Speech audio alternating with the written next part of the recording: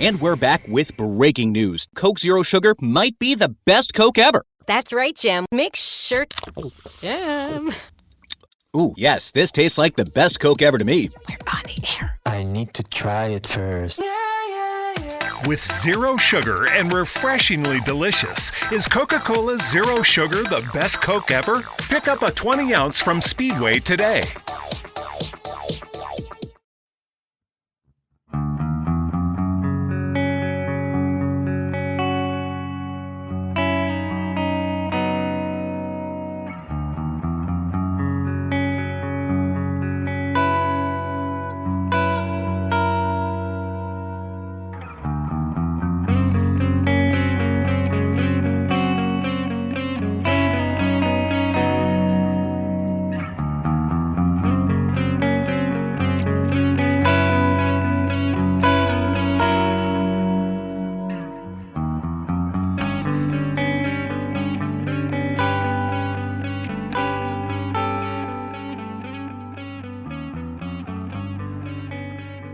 Welcome back, gamers, to Budget Arcade, your number one free-to-play and budget game review podcast in the world. That's a bit, it's a bit new.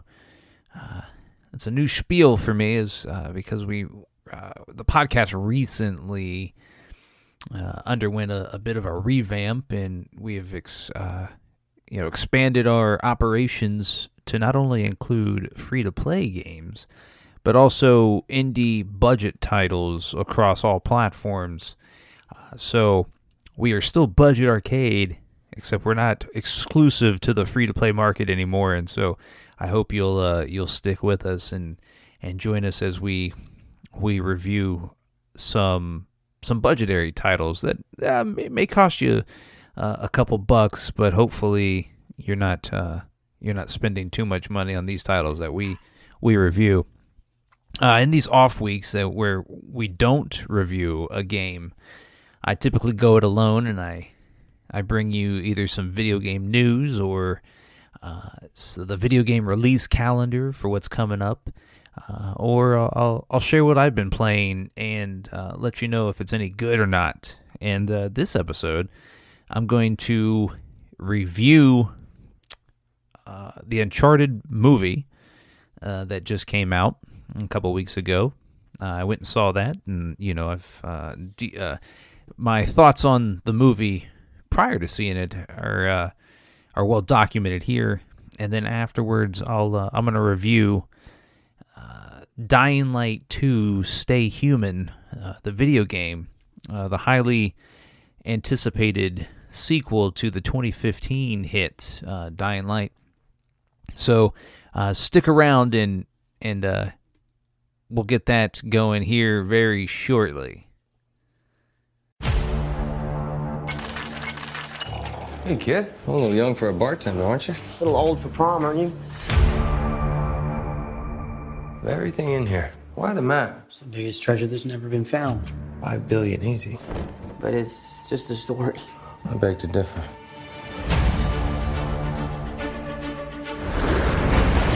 500 years ago, my family found the world's biggest fortune, then was betrayed.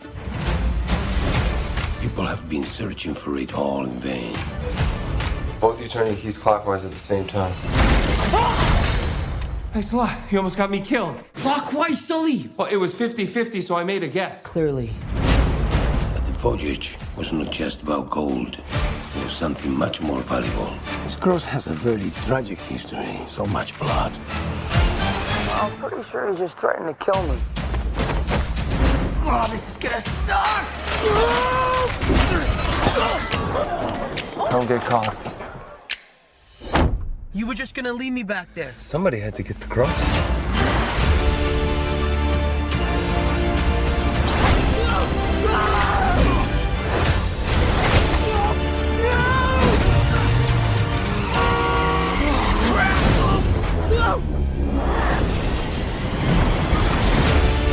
Your brother believed that there was a final piece. Well, you know what my brother said? You have no idea who you partnered with. What else aren't you telling me? The victor spoils. How are they going to get them out of here?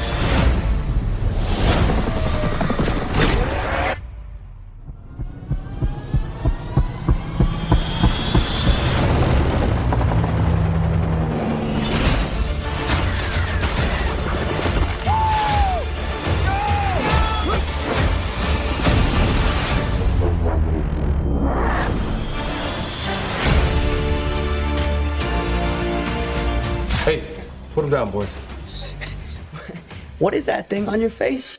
Yeah, puberty's right around the corner, kid. You can grow your own. So I went and saw Uncharted. I paid money, even though I said I wouldn't. I paid money. My kid wanted to go see it. She loves Tom Holland, so we went and saw it. Had a matinee. Went on President's Day, and I wasn't anticipating getting too high or too low on the movie. I know what it's attempting to do. It's supposed to be a fun romp. It's another franchise vehicle for Tom Holland, which he's bankable right now. He's coming fresh off Spider-Man: No Way Home, and which moved into like the top 3 highest grossing movies of all time here recently, and is getting ready to go to streaming. And he's a megastar right now, and so the film is directed by Ruben Fleischer and stars Tom Holland and Mark Wahlberg and Antonio Banderas. And so the film it starts off with a bang. It's the plane scene from where Nathan Drake is hanging upside down, attached to one of these crates hanging out of the back of the plane, and it's straight out of, I think it was I don't know, I forget if it was the first Uncharted or Uncharted 3. I don't know. Anyways, it's a scene straight out of the video game, and that's we first meet Tom Holland's Nathan Drake character, and the movie is an origin story for Nathan Drake, and so we're getting very young Nathan Drake, and we never got that Nathan Drake in the video games.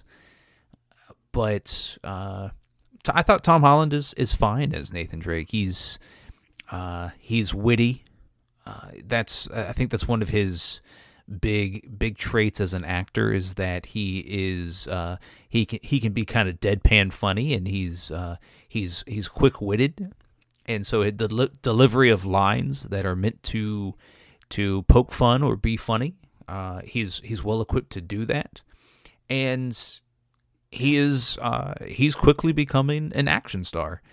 And this Nathan Drake role for him showcases him as an action star, more so I think than in the Spider-Man movies, just because Tom Holland in the Spider-Man movies, we're seeing his action scenes mostly as Spider-Man. And so is it really Tom Holland in the suit? Is it are most of his action scenes CG? So we never really get to see Tom Holland the actor be Tom Holland the actor instead of in a suit in the Spider-Man movies. So here in this film, Uncharted, we get to see Tom Holland showcase his stunt work, and him as a front man while also being an action star. And so he's playing opposite Mark Wahlberg's Sully character, and Mark Wahlberg plays a very young Sully, an experienced treasure thief. And their dynamic, once the two of them are introduced, and it's a quick introduction, and it doesn't really need to be more fleshed out than what it was. And I've seen critiques about how the movie was written, and while yes, I do have critiques about in totality how the movie plays out, I think one of the stronger aspects of the film is Tom Holland and Mark Wahlberg's on-screen, connection. They are they are well suited to play opposite each other. And the movie's best scenes come when Mark Wahlberg and Tom Holland are on screen together in a bind, and they got to work out of it. And that is the movie. That's, there are other aspects of the movie where, we get Tom Holland and the actress playing Chloe, and I forget her name right off the top of my head, but she, Sophia Ali, she plays Chloe Fraser, and she's the main, love interest female in the movie. And we get a lot of scenes with Tom Holland and Sophia Ali sharing screen, and there is a connection there. But the film is full of people not trusting each other. Like Tom Holland, Mark Wahlberg, and Sophia Ali spend a lot of time in the first two acts of the movie together, and nobody trusts each other. And we find out that they're all kind of just using each other to get to where they need to go, while also hunting for some treasure and going globe hopping, and then we're introduced to Antonio Banderas' character, who plays the villain, Santiago Moncada, who is a very rich man, has left his father's wealth, and he has a right-hand person who is Braddock, who is out of the games, and she's played by Tati Gabrielle, who you may or may not have seen in the latest season of the Netflix hit show You. And so they're all very capable in this film, and the film is brisk. It moves quickly. It's not a short movie at all. It's 2 hours long, but it never feels long. There's a ton of action sequences, which is great, because other than Tom Holland and Mark Wahlberg's chemistry, there's nothing really to write home about as far as the acting goes in this movie. But Tom Holland and Mark Wahlberg are very capable of carrying scenes by themselves, that when we get the two of them together, it's almost a bonus. And because they're on screen a lot in this movie, the movie is by design better than it should be. And it's because the screenplay is not really that good. Ruben Fleischer is not a good director, in my opinion. And like I've said before, Sony just knows that they can throw money at Ruben Fleischer and he'll do an okay job with it. But the movie is just globe hopping, searching for treasure, witty one-liners, and some emotional depth. Tom Holland's Nathan Drake character is searching for his lost brother, and he's told by Mark Wahlberg that his brother, has died, and we get that's kind of a similar storyline from the games. And if you played Uncharted 4, you know that his brother's not really dead, and that still remains to be seen here. Is his brother dead? I don't know, but the finale of the film, where they find the treasure, is a giant CG fest, but it's enjoyable. It's a bit of practical stuff mixed in with CG, and it encompasses a good probably 25 minutes of the film, and I feel like you get your money's worth out of this film. It's not great. It's certainly not, on par with an Indiana Jones or even a National Treasure. But it's been a while since we've gotten a treasure hunter movie like this, and because it involves two of Hollywood's bigger stars, and Mark Wahlberg and Tom Holland, it's worth seeing. Even if you're not going to really remember much from it after you see it, it's still a 2-hour, entertainment fest where, you're seeing two likable dudes play characters that you probably know. And I'm excited to see where, and the movie made a good chunk of money within its first week. So the 3-day opening for Uncharted was $44 million, and then if you include the President's Day holiday, which was on that following Monday, it grossed domestically $51 million. And so worldwide, it's made $154 million. And I don't see how much it cost, like what the actual budget was. But, I mean, it's probably pretty hefty. All right, so the estimated budget for Uncharted is $120 million, and it's outperformed its budget. It's got $154 million worldwide. It'll probably end up somewhere closer to $175 to $200 million by the time it goes to streaming, and so it's gonna get a sequel. There's no doubt it's gonna get a sequel. It's probably gonna get more than one sequel. And that's exciting. It does have the movie does have some post-credit scenes that kind of showcase which direction the franchise is going to go from here. But if you haven't seen it, I do encourage you to see it. Is because we're here at the end of February. By the time you're listening to this, it'll be March, and so. We're going to get into some big release films, and this is a big release for Sony. It is absolutely one of their bigger films. They've also got Morbius releasing here in the next month or so, and so the first 6 months of calendar year 2022 are big for Sony, and so if they can gross $200 million with this film, and then back that up with another $150 million for Morbius, which I anticipate it will make. My favorite person, Jared Leto, is a bankable star, and because while Morbius is a lesser known comic book character, he is a Spider-Man villain, and because Sony is placing Morbius in their Spider-Man universe, their Venom universe, people will go see it. And so just for the anticipation that they may see, Spider-Man may pop up or Venom may pop up.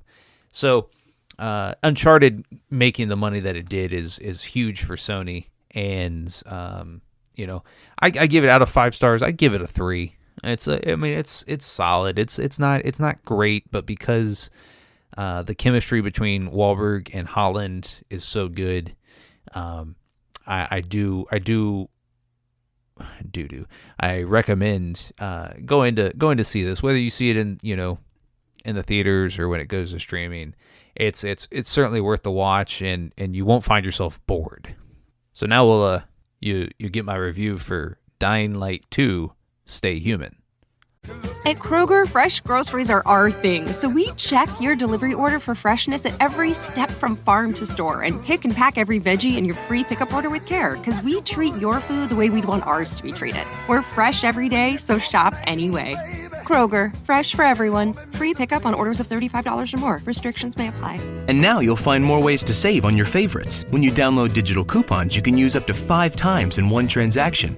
Kroger, fresh for everyone. Don't screw up the password again. This time, we'll blow your head off. Sweet. Love you too. You better get it right. Now listen, Steve, don't try to warn anyone I'm here. Rainer said you were a pilgrim. None of your business. You think your barking will make an impression on me? Did you know a girl named Mia? Mia? No. Who's Mia? She's my sister. Promise you'll never leave me alone here. Never. I won't leave you. Swear. I don't have to. Not him, no! Long time ago, Walt's hurt her. He took her from me. And I want him to tell me where she is.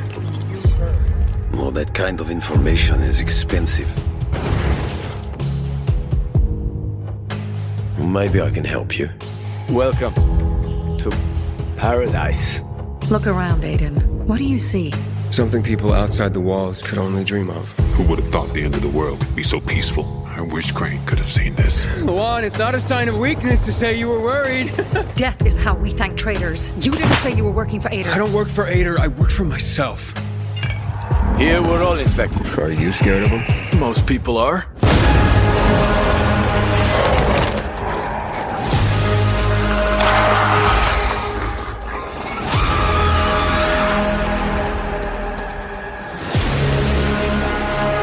Those who are weak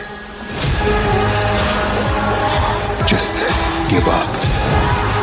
Keep them busy. They stop caring about anything. Give up on life, but you still care. Drop him. One move and he dies. Drop him. You're no leader, Carl. On behalf of all its whores, bandits, and idiots, I christen you a citizen of Vinidor. And in the name of law, you're sentenced to death for treason. I know what loss is like. Talking about someone in particular? She trusted you, and you failed her. I'll be okay. You pay for that. 3 against 1? I like those odds. Count again. Sometimes you have to become a monster to stay human.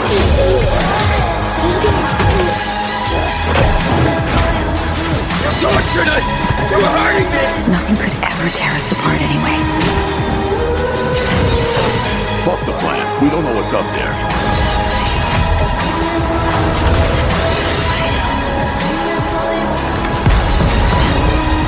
You understand nothing. A little boy wants to pretend he's a grown-up. A precious little boy.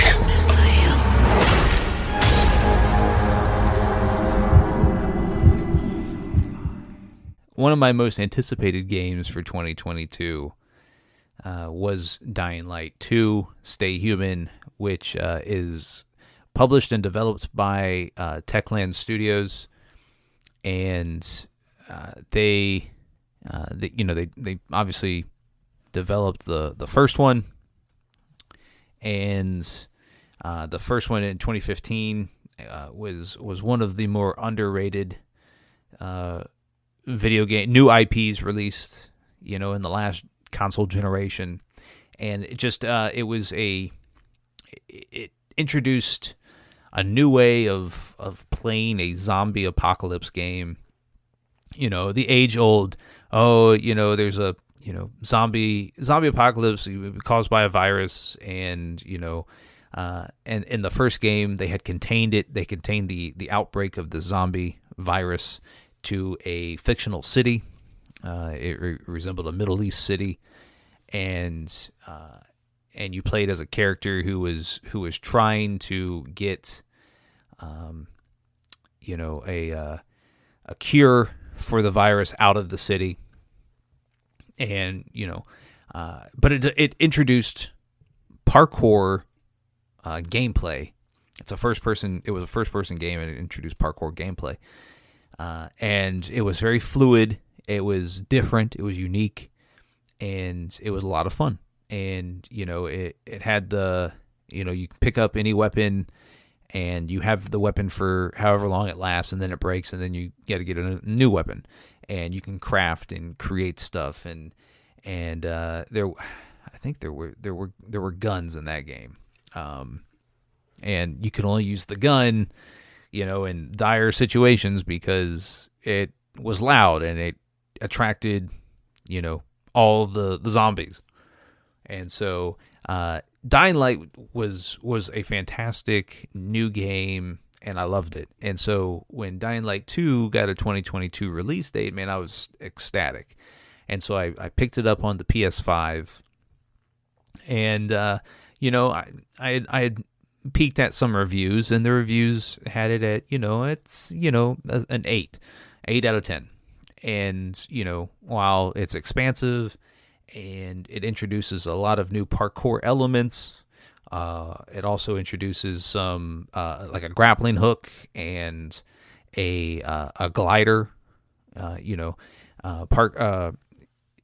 Dying Light 2 makes you. It takes place in a much bigger fictional city with skyscrapers, and the parkour elements are much more evolved and refined. It's a lot more fluid than the first game, even though the first game's parkour elements were very good. Sometimes you'd go to jump on something and you wouldn't quite get it, and you were like, "What, bro? It's like right above you. Why can't you jump up to this thing? You're a parkour master." Here in Dying Light 2, your parkour elements are just second nature. Almost superhuman, but not quite. You're not overpowered in that aspect. And the game goes out of its way to tell you that this is how humans have stayed alive in this city for so long, is because they've all mastered parkour, the art of running and jumping and climbing, over obstacles. And so the story here is that you play as Aiden, just kind of your run-of-the-mill guy who, when he was a kid, was experimented on with concoctions trying to cure the virus. This takes place 15 years after the first one. And so and this is one of the weakest aspects of the game, is that the main character here, Aiden, is meh. The voice actor's meh. The character in his story is just average. I didn't find myself caring too much about him or what he needed to do. And the main course of the game is you're trying to find your long lost sister. You two were together as children, and then you got split up, and you're trying to find your sister now. And you find out that she may be in this other city, and you're trying to get to her. And along the way, you've got to align yourself with factions. There are multiple factions in this game. Two of the biggest ones being the Peacekeepers, which is kind of like the military in the city, and then the Survivors. And one of the biggest things is you go through, and much like the first game, you have safe houses, and at night, in the first game, at night it was just more dangerous. You had a much stronger zombies that were after you at night, and you had to you only went out at night if you had to. In Dying Light 2, your main character, because he was experimented on as a child, he has the virus in him.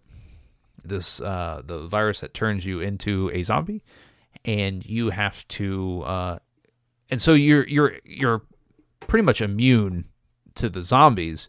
However, you can die, but if anybody else was to get bitten or swiped at or whatever by a zombie, they would pretty much turn. You here, as this Aiden character, don't have that problem. However, because you have this virus in you, you can only go out at night for so long, and then you have a timer that appears on screen when you go out at night. And the timer starts out like you have I think it's 5 minutes, and then as you progress through the game and get skill points and you find meds that allow you to increase your zombie timer, I guess, you can stay out longer. And I think by the time I completed the game, the main story, I got my timer up to 8 minutes. And you can choose, whether to increase your stamina, which you do have a stamina meter, and that stamina is used to climb and swing because it's all melee weapon. Well, it's not all melee. You do have a bow and arrow, but most of the game's weapons are melee. And so if you have a two-handed weapon, it takes more stamina to swing it, as opposed to a one-handed weapon. And then when you get a paraglider or just glider, you gliding also takes stamina. Breath of the Wild. Breath of the Wild is a heavy influence here in this game, much like every other game that is made now. And so as you progress, you do get stamina increases and health increases, and then you do have some skill trees to where you can increase your parkour abilities or you can increase your combat abilities. And I found that your parkour abilities are much better than your combat abilities, is because you don't necessarily need your combat ability. You don't have to engage. There are stories and story missions and side quests that require you to kill something or somebody or fight somebody, and you will need some combat skills. However, the game is built around the parkour, so the skill tree for your parkour abilities is much more important, in my opinion. But the story here is just, it's lackluster. I didn't really care about getting to my sisters because it ultimately is not important. The better story here is the survivors versus the peacekeepers, and how you're going about helping either one. And sometimes you have to help both. You kind of swing back and forth. You're kind of a mercenary trying to get them each to help you get to your sister. And you end up caring more about those characters. And one of the other main characters in this game is a female by the name of Lawan, and she is played by Rosario Dawson, and who is very good. I probably should have just made her the main character here, but Rosario Dawson plays this character Lawan. She has also got some of the virus in her. She was experimented on as a child in the same lab that you were, and so the name, Dying Light 2 Stay Human, plays off of, at night, your immunization meter, as it counts down, once it counts down all the way, you turn for good and you're a zombie and you die. You're trying to stay human. So the game is good. It's fun. I had a lot of fun jumping from rooftop to rooftop and climbing buildings and developing my parkour abilities to where they kind of go hand in hand with your combat, is because you can jump over your bad guys and swing your weapon, or you can slide into zombies while also attacking them with your weapon. And about midway through the story, the main story, is where I really found myself having fun. It was kind of more of a slog to get there, and you had to go through just some mundane story beats.